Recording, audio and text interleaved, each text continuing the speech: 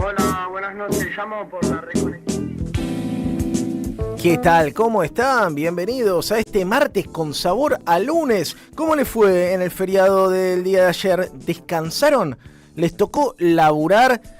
Nosotros tuvimos la suerte, no le digan a nadie, de poder gozar del derecho al ocio. Y hoy enos aquí de nuevo en un día mundialista. Argentina, campeón en Qatar, revalida su título en un enfrentamiento ante Argelia. Un mundial que, la verdad, ha dado sobradas cuentas de hechos vergonzantes, ¿no? No sé qué opinan ustedes de la pausa de hidratación, pero es la mercantilización en su grado máximo del fútbol, viejo. No pueden inventar un entretiempo en el medio de un tiempo, viejo. Y ni hablar, párrafo aparte, si empezamos a hablar de las publicidades que giran en ese momento, ¿no? Casinos online, comida chatarra, falta que te promocionen cigarrillo y trata de personas para que tengas todas las ofertas de delitos habidos y por haber o de consumos problemáticos. Un mundial muy marcado también por el clima de época, el clima político. Jugó Irán, Estaba para más Irán en la cancha, pero las críticas del propio equipo sobre los maltratos que sufrieron, 5 horas viajando, se acalambraban los jugadores, le revocaron la visa a uno de los jugadores de Irán, no va a poder volver a entrar para el siguiente compromiso, y finalmente, bueno, todo lo que debieron vivir durante este tiempo con el conflicto bélico. Vamos a hablar de lo que sucedió, un acercamiento, por ahora no vamos a decir el pacto definitivo, un acuerdo ya cerrado entre Estados Unidos y la República Islámica del Irán, pero un mundial totalmente contaminado por la por la incidencia política de los Estados Unidos. Recordemos que es un mundial que hace de local la máxima potencia hegemónica en repliegue y va a hacer gala de su poderío. Por supuesto, Estados Unidos que ganó en el debut, ¿no? Tristemente vamos a estar mechando cosas de fútbol y geopolítica, si querés. Hoy enfrentamos a Argelia, Argelia, país antiimperialistas, si los hubo, ¿no? Que en finales del 50, principios de los 60 del siglo pasado comandó el movimiento de países no alineados, el antiimperialismo en la región, una guerra prolongada contra el dominio imperial francés que mientras se desprendía de otras colonias, ¿no? Mientras soltaba la Indochina francesa, por ejemplo, Laos, Camboya, Vietnam, se empeñaba en sostener a Argelia. Bueno, Argelia, algo que nos une es el historial represivo francés, ¿no es cierto? La escuela francesa de torturas y represiones tuvo su probeta, su laboratorio de ensayo en el norte de África, justamente en Argelia, país que va a estar enfrentando hoy día a la Argentina. Después nos vamos a meter con algunos de del resto de temas políticos que atañen al mundial, porque por supuesto que lo atraviesa desde el principio. Vamos a estar hablando, por supuesto, de otro de los temas del día. Se acelera la posibilidad de que Adorni tenga que ir a dar explicaciones este miércoles. Hay una plenaria para preparar la hipotética ascensión de el jueves en senadores, en la Cámara Alta, y la discusión va a tener nuevamente en el centro la figura del jefe de gabinete de ministros. Un tipo con suerte, un tipo que se encuentra guita, que lo financian unas señoras jubiladas. Bueno, la verdad, entre el espada y la pared, complicado. El propio PRO, ¿no? Base fundamental del apoyo parlamentario y político de este gobierno, que le está soltando la mano. Pero si tenemos que hablar de poder real en Argentina, tenemos que hablar del poder judicial. Y si alguien lo sabe muy bien, es Javier Milei. ¿Se acuerdan que a principio de año intentó avanzar con el pliego de 2 jueces para completar la Corte Suprema, García Holgado y Ariel Lijo? Y finalmente hoy nos despertamos con 2 noticias, bueno, no son sorpresivas, pero pintan de cuerpo entero al gobierno. Por un lado, flexibiliza la elección de jueces de la Corte Suprema. Ya te había dicho que le interesaba avanzar sobre esta corte, la más flaca de la historia de la democracia y de la actualidad de Latinoamérica. Y por otro lado, también nos enteramos que Javier Milei nombró al hijo de Rosati. Mirá vos qué casualidad, la suerte que tienen algunos. Para hablar de todos estos temas, tenemos en comunicación a Natalia Salvo, abogada laboralista, docente universitaria, presidenta de la Corriente 7 de Julio. Hola Natalia, ¿cómo estás? Yair Sibel te saluda. Hola Yair, ¿cómo estás? ¿Cómo están ustedes? Bien, muy contento de hablar con vos. Necesito que nos desasnes sobre las novedades del día de hoy. ¿Qué es esta flexibilización para elegir jueces del máximo tribunal? Es toda eliminación de algún vestigio de control popular que quedaba, si acaso quedaba, para la designación de los jueces que integran la Corte Suprema de Justicia, el máximo tribunal de la República Argentina. Vale aclarar, sobre todo un día como hoy, un 16 de junio, 71 años de bombardeo en la Plaza de Mayo, que el Poder Judicial, como bien decía Yair, es un ariete fundamental para consolidar un determinado modelo económico. Y esto el Poder Real y sus terminales políticas como Javier Milei y su ministro de Justicia Juan Bautista Maíquez lo saben.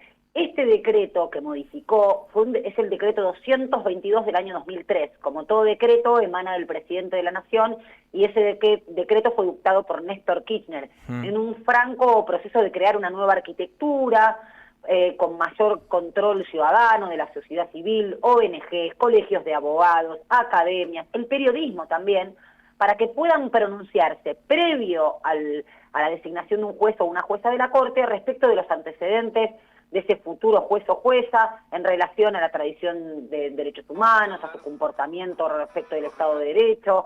No es una cuestión menor, Jair, porque sabes que tenemos un integrante de la Corte Suprema que dijo que atrás de cada necesidad no podía haber un derecho, insistiendo ese discurso ideológico de cierto academicismo irreal. Otro cortesano que habla de la necesidad de no mover la vara del déficit cero, también diciendo que la Constitución Nacional brega por eso, cuando no es cierto. Es decir, hoy en día lo que se terminó con la modificación de este decreto es con cualquier posibilidad de control indirecto por parte. Se hablaba de la perspectiva de género y federal en relación a la composición de la Corte Suprema de Justicia. No es menor también, sobre todo venimos hace un tiempito, del 3 de junio, que se cumplen 11 años del Ni Una Menos, con una mujer que se mata, con un femicidio con 31 horas, con un desfinanciamiento de las políticas públicas.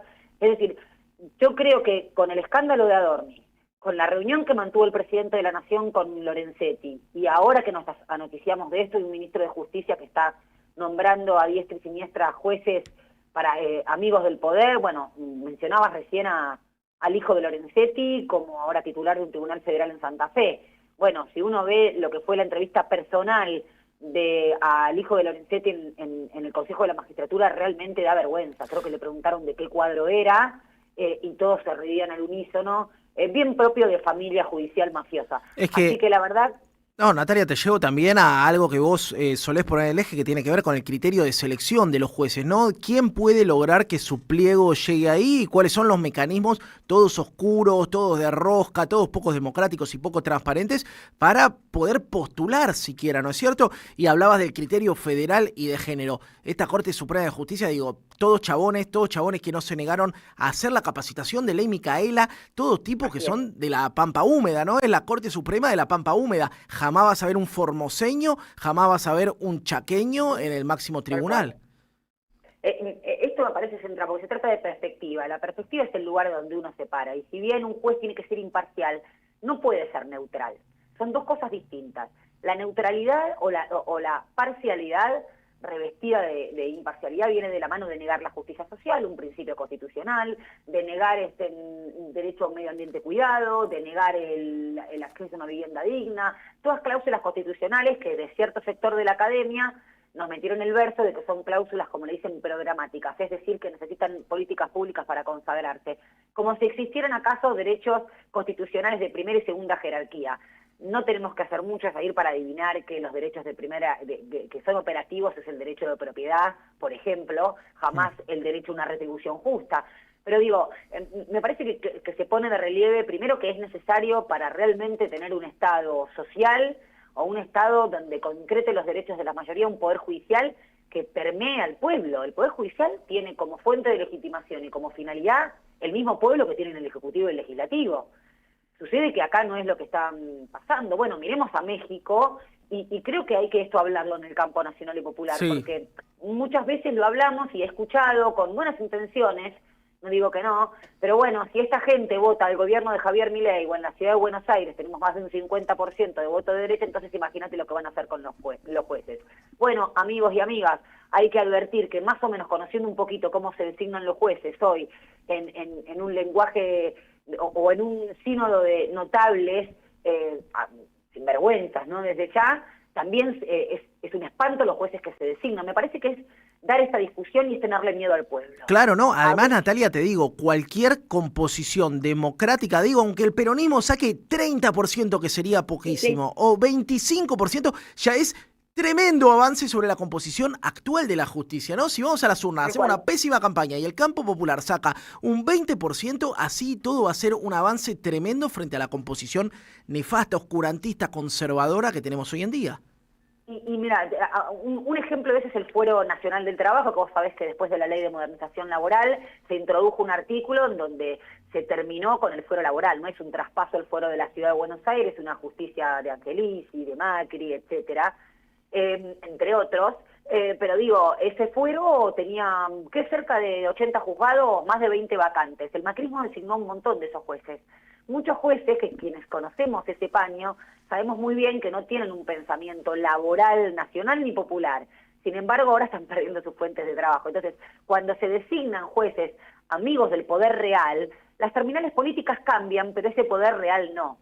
Entonces, el Poder Judicial hoy es la efectiva casta, como bien decías. Hace poquito un juez que estaba en el puesto número 21 ascendió, no sé si no fue Castelli o alguno de los jueces trasladados por Mauricio Macri, ascendió al puesto número 6 simplemente por una entrevista personal. Háblenme de arbitrariedad, ¿verdad? No, totalmente. Además de tener jueces que jamás en la vida patearon la calle, ¿no? Es decir, el abogado o la abogada que ejerce la profesión, que está en contacto con el conflicto real, con las personas que no pueden acceder a la justicia, rara vez llegan al Poder Judicial, que es una familia en el mejor estilo mafioso de la palabra. Total, y te llevo a otro tema, Natalia, vos decías, creo que con mucho tino, hay que mirar experiencias exitosas, hablaba de México, pienso incluso en Bolivia, países que no nos quedan nada lejos y que tienen historias bastante similares en muchas cosas a la nuestra. Pienso también que hay que mirar qué se hizo mal, no en términos de autoflagelarse, sino en términos de aprender, ¿no? ¿Qué pasó con, por ejemplo, el intento de modificar el Consejo de la Magistratura, o qué pasó con aquella promesa que trajo alguna vez Alberto Fernández, que a nosotros nos prometió desde la Casa Rosada, voy a hacer una reforma judicial? ¿Qué errores y qué contrapesos hubo ahí para no avanzar realmente en una transformación de la justicia? Yo creo que hay dos errores. Primero, creer que la modificación del Poder Judicial y por lo tanto del derecho es un tema de notables. Alberto Fernández hizo una comisión de especialistas, los mejores especialistas de la República Argentina, que emitió un dictamen no vinculante de 941 páginas. ¿Para qué? Para reformar la ley de organización del Fuero Penal Federal, el famoso PORONI. No pasó nada, con lo cual tiene que ver con una cuestión de decisión política. Y lo digo un día como hoy, lo digo también a 2 días o un día que partió Tati Almeida, que de decisión política o de apuestas políticas hablamos las madres y las abuelas, son grandes ejemplos de eso. Entonces faltó decisión política porque había que enfrentar el poder real. No nos olvidemos que tuvimos un jefe de gabinete que hablaba de la autodepuración del Poder Judicial, hasta donde yo sé, ningún poder se autodepura. El mismísimo Néstor Kirchner hablaba que el poder real no se lo conduce, se lo limita, y se lo limita con decisión política. Sabemos lo que pasa en este país cuando hay decisiones políticas para gobernar a favor de las mayorías, eso lo pueden decir Julio De Vido, Cristina, Milagros Salas y tantos otros. Entonces no se trata de un problema de diagnóstico, no se trata de un problema académico, no se trata de hablar de las poltronas cómodas, de esas oficinas académicas, sino se trata de ver, por supuesto, mirar buenos ejemplos. Bolivia mencionabas recién. ¿Por qué no pudieron hacer el famoso lawfare o persecución judicial? Porque había habido una reforma judicial previa.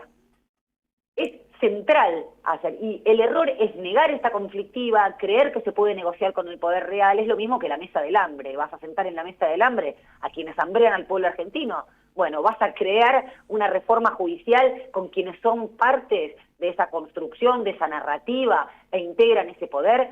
Y cierro con esto porque creo que tiene que ver con este tema, ¿no? Con este error. Sabrás que, obviamente, este Consejo de la Magistratura, por imperio constitucional, tiene la función de sancionar a los jueces por sus inconductas. Todos vimos lo que pasó en Lago Escondido, el mismísimo Maíque, Coco, el hijo, otros jueces también, bueno, hablando de cómo truchar facturas, fueron audios, saltaron a la vista. Sin embargo, el día que tocaba en plenario el Consejo de la Magistratura de la Nación sancionar a estos jueces, todos los jueces, los de la lista Bordó, los de la lista Celeste, todos se levantaron y se fueron. Eso es corporativismo. Y si no lo entendemos, entonces la verdad es que vamos a tener siempre frenadas las mejores políticas públicas, las leyes de medios, y así como tantas otras medidas de corte nacional y popular. Entonces me parece que hay que ir con la decisión política. Tenemos a ir un procurador interino en el año 2017.